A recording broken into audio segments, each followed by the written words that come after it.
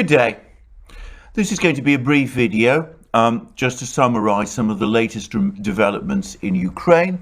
But before I turn to it, can I just quickly remind people who are watching us on Rumble that if they go to the top of the video, they will see a red maroon button.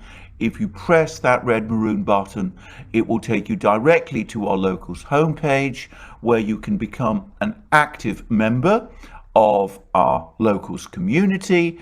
Join me in my live streams every Wednesday at 1400 hours Eastern Standard Time, and also publish your own exclusive content. Now, this is, as I said, going to be a short video, but events are now in Ukraine moving, as we've been discussing at length in various programs, both here on this channel and on our main channel, the Duran, and in Alex Christoforou's update, towards what looks like to be, if not exactly the military end game, at least perhaps something that begins to approximate to it. Briefly, the Western media has suddenly woken up to the fact that the key town of Mariupol on the Sea of Azov is about to fall to the Russians, or I should say perhaps to a combination of three forces, all of which are active in Mariupol, fighting the Ukrainian military there, which is to say the Russian army, the militia of the two breakaway republics of the Donbass, the Donetsk and Lugansk People's Republics, and the irregular forces of the Chechen Republic, which is of course a constituent republic of the Russian Federation. There's suddenly been a flurry of news reports originating from Ukraine, which confirm that the fighting in Mariupol has now reached the city center.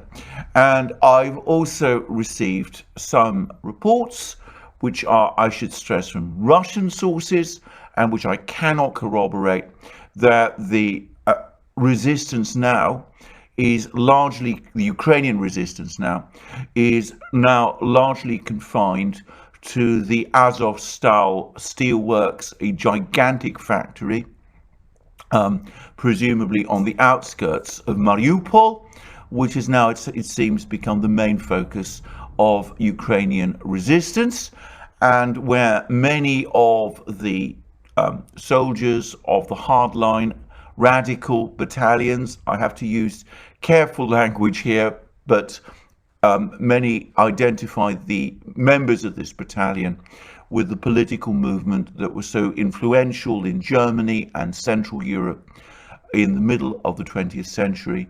Anyway, that the soldiers of this battalion, or of these forces, have now apparently withdrawn, or largely withdrawn, to the Azovstal factory for their last stand. Now, I want to make it again very clear that that last piece of information comes from Russian sources, which I cannot corroborate. I obviously don't have information, direct information on the ground. Other reports suggest that there are still Ukrainian forces resisting elsewhere in central Mariupol, though it seems that their chances of withstanding the advances of the Russians and of their militia and Chechen allies are now becoming increasingly slim.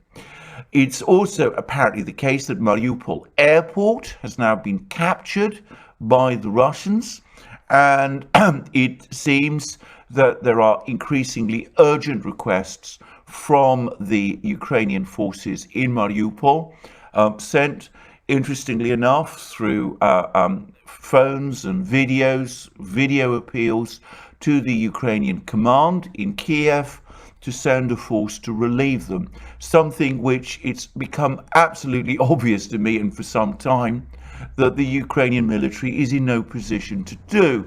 Now, I have to say that the latter is, to my mind, a completely predictable result of what one might call the propaganda of success that we have been hearing coming out of Kiev and much of the Western media for the last 2 weeks or so. If you are constantly claiming that you are winning the war when you're actually losing, then of course the risk you run is that people who are fighting will start to believe you and will start to make demands that you do things which you're not actually able to do.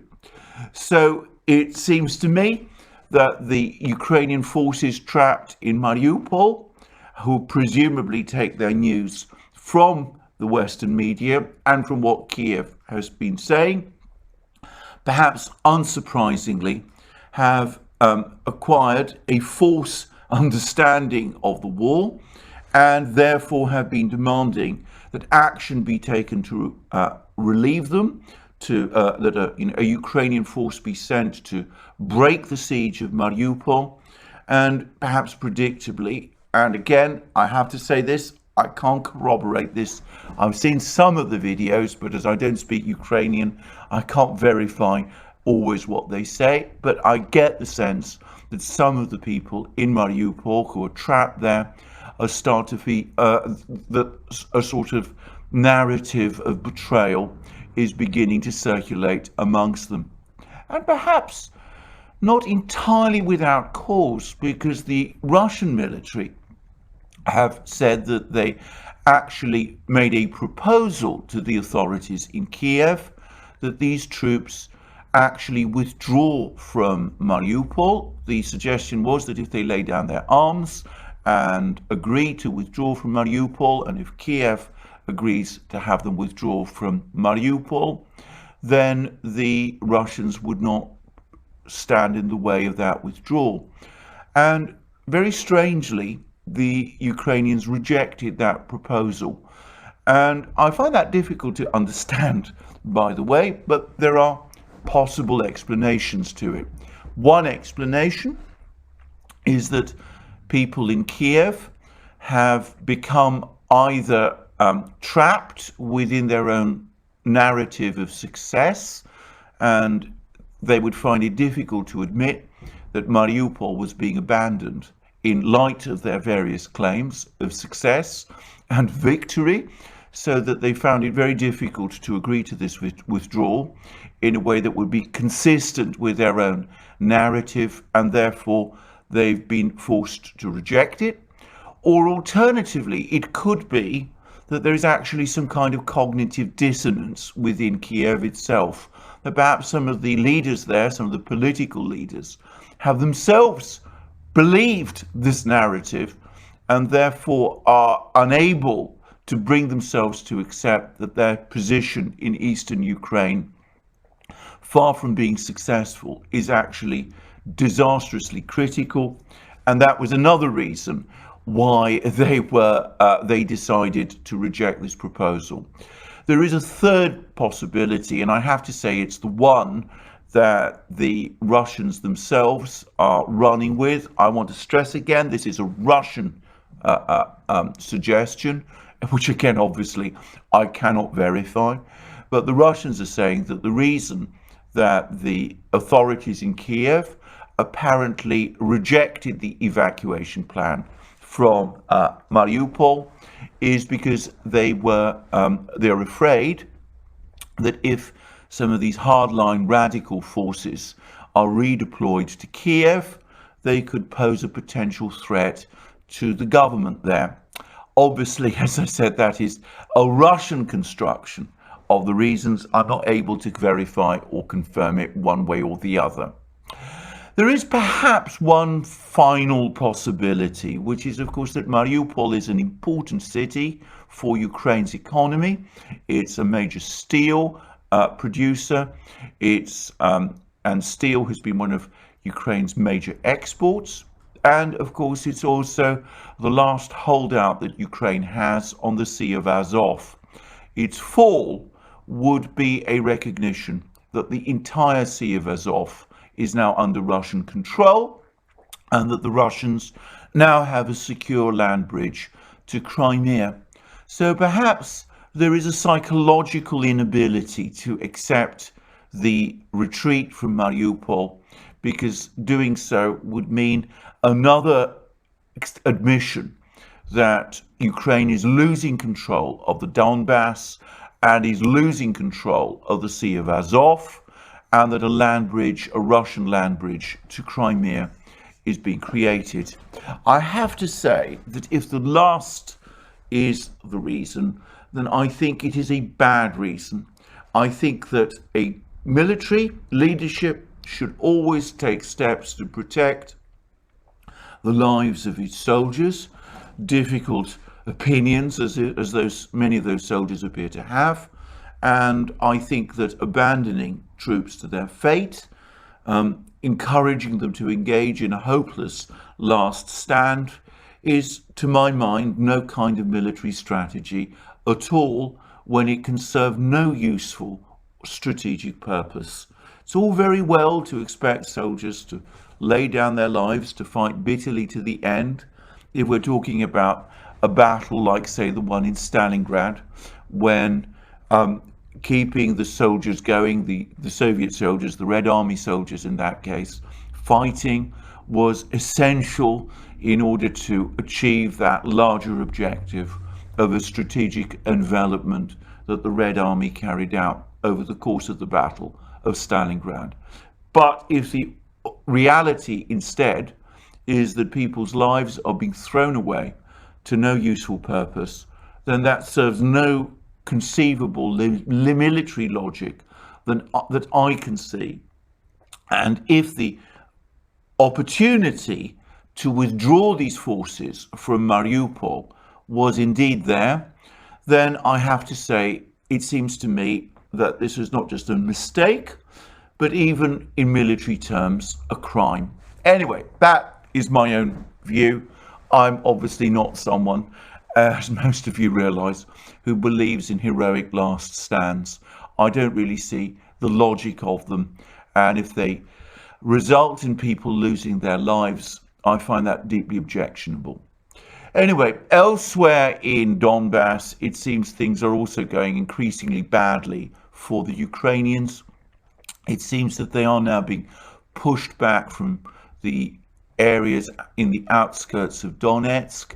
This was apparently the strongest line that the Ukrainians had, and even that apparently is crumbling. And it seems that the situation in and around the town of Severodonetsk in the north is now becoming critical, and the prospect of a greater strategic envelopment of the Ukrainian forces, the entire Ukrainian forces in eastern Ukraine, in Donbass, now looks increasingly as if it's almost a done thing. We see, as I said, smaller encirclements around Mariupol, which is apparently now very close to arriving at its final point of collapse, and another encirclement around the town of Severodonetsk, which is also approaching the point of collapse. But it seems that the greater Ukrainian army in Donbass is now also in a position where its viability as a fighting force is becoming increasingly open to question. Meanwhile, the Russians have also been reporting that they have almost completed the blockade of the important southern city of Nikolaev. This is, I call it Nikolaev, the Ukrainians refer to it as Mykolaiv, but I've always known it throughout my life as Nikolaev, and I'm going to stick to that name, which I understand, by the way, is the one that most of the inhabitants of the city actually use. This is an important city, apparently a very beautiful city. It's referred to in some places as a garden city, inaugurated by Catherine the Great, with a great naval arsenal and shipyard, apparently in severe disuse, which for many years was one of the major shipyards of first the Russian and then the Soviet fleet. Well, it's been apparently now almost entirely encircled, and this has left the prospects of the Ukrainians holding on to this city, which, by the way, is west of Crimea, so it's far detached from the right fighting in the Donbass. It's left the prospects of the Ukrainian defenders in this city now is apparently becoming increasingly difficult. And by the way, there have been more reports of missile strikes specifically on Ukrainian facilities in and around the city of Nikolaev, with Ukrainian forces there apparently suffering from Russian missile attacks, which are becoming increasingly dangerous for them. And at this point, perhaps I should say that the Russians have now started increasingly, or at least they've first started using their more advanced supersonic and hypersonic cruise missiles. There's reports, at least the Russians have said, that they've used for the first time one of their hypersonic missiles, the Kinzhal or Dagger system, and that they've also used the supersonic Bastion system to attack Ukrainian military facilities. There is no air defense that is capable of intercepting these missile systems, and I suspect that the Russians are testing them out, but it's conceivable that we could start seeing them being used more actively over the next few days. So things are, shall we say, looking difficult for the Ukrainians, and there's the first indications that this narrative of success that we've been hearing coming out of Kiev over the last couple of weeks is now starting to break down. And there are perhaps two political developments, I say political developments, we'll come to what they mean in a moment, which might point in that direction also. The first is that it's now confirmed that Viktor Medvedchuk, the Ukrainian opposition politician, somebody who has been an opponent, a consistent opponent of the pro-Maidan governments that gained power in Ukraine ever since the events of 2014, and somebody who has been arrested by the Ukrainians on treason charges, that he's managed to escape house arrest, and it seems that his whereabouts are unknown. I am going to make a guess or a speculation that the Russians may have sprung him. He's probably, presumably, been held in Kiev or in its environs. The Russians have surrounded most of Kiev, not all of it. Contrary to some reports that I read in the Western media, it seems that the Russians have deliberately left access points in Kiev open to the south of Kiev to allow people to leave. So Kiev is not completely surrounded and has never been completely surrounded at any point in the war. But whatever, the Russians are very close to Kiev. They're surrounded, essentially surrounded it from the north and west, and to some extent the east. And I'm sure they have their own people in Kiev and have had it all the time. So I'm guessing, again, I don't know, that they are responsible for Viktor Medvedchuk's disappearance, that they presumably arranged for his escape, in which case he could be at the moment protected by the Russians somewhere. Perhaps he's even in Moscow. That's a guess. Possibly the Ukrainians will capture him, recapture him. Maybe he's hiding somewhere in Kiev at the moment. But, I think it is more likely than not that it is the Russians who have arranged this. But this is only a guess, again, on my part.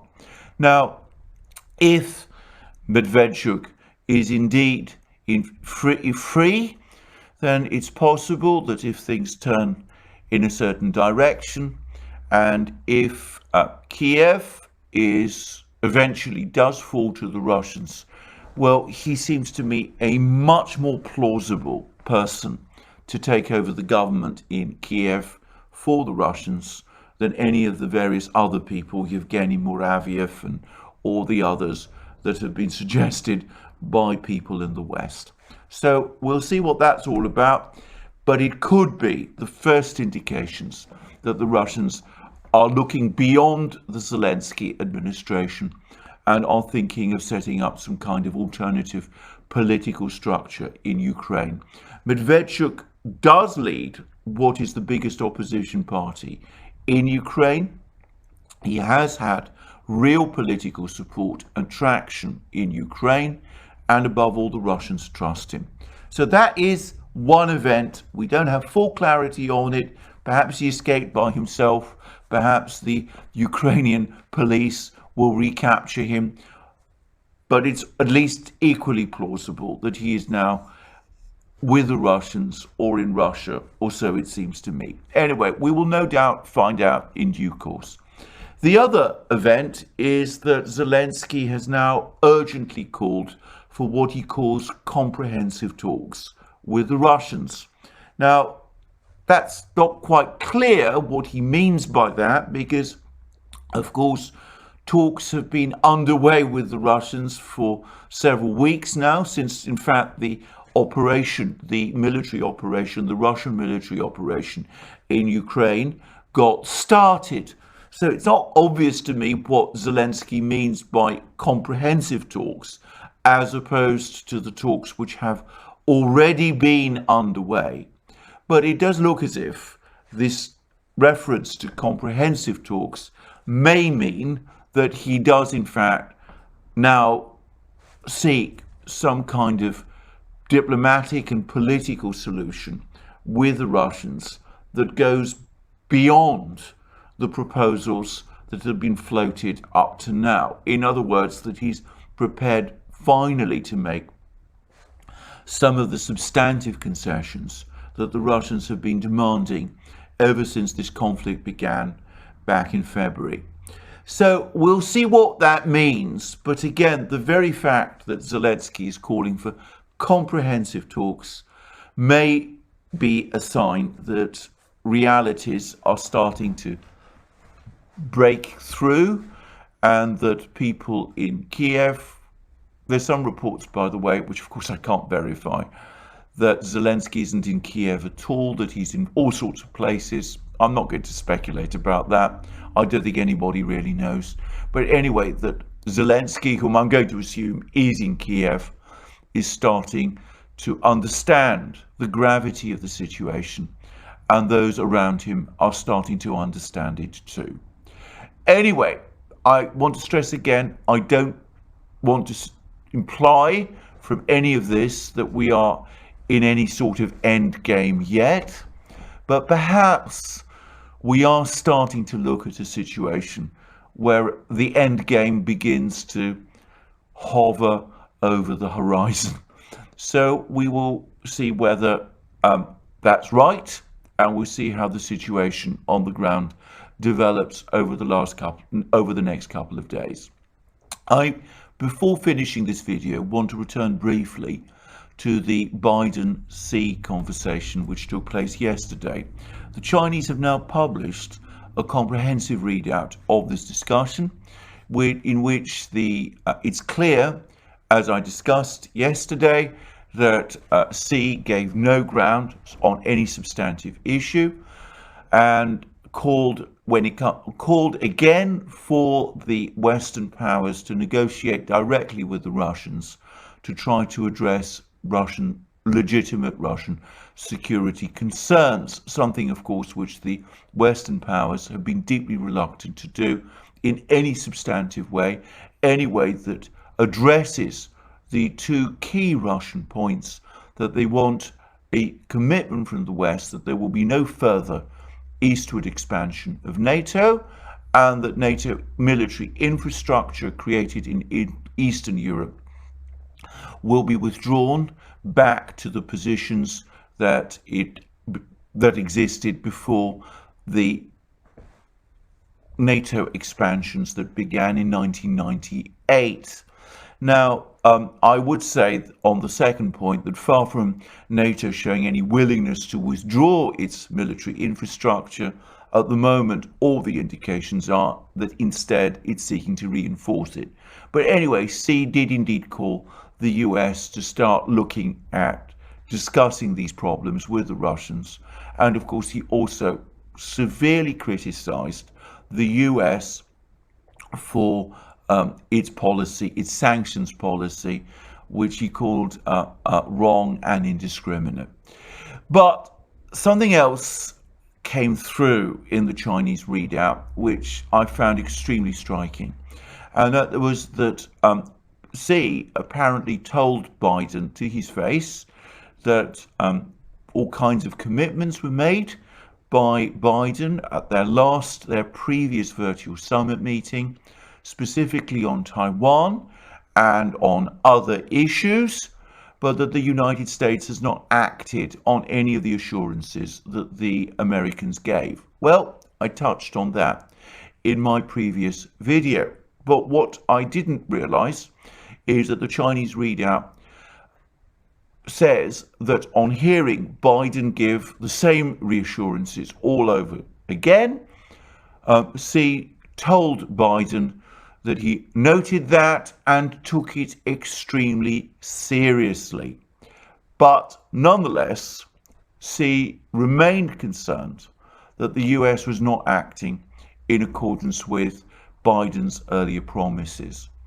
Now, that is as close as one can get in a diplomatic discussion to a statement to the other side that they're acting in bad faith. That is what Xi's comments to Biden amount to. That the Americans say one thing to the Chinese on issues like Taiwan and do the opposite. In fact, they are acting in a way that the Chinese see as ultimately hostile to themselves. And for that reason, I think the Chinese see, by essentially accusing the Americans of bad faith, of acting in bad faith over the course of the negotiations, reinforce the point that I made yesterday, that far from this discussion between Biden and Xi leading to a long-term improvement of relations, on the contrary, all the facts suggest the opposite.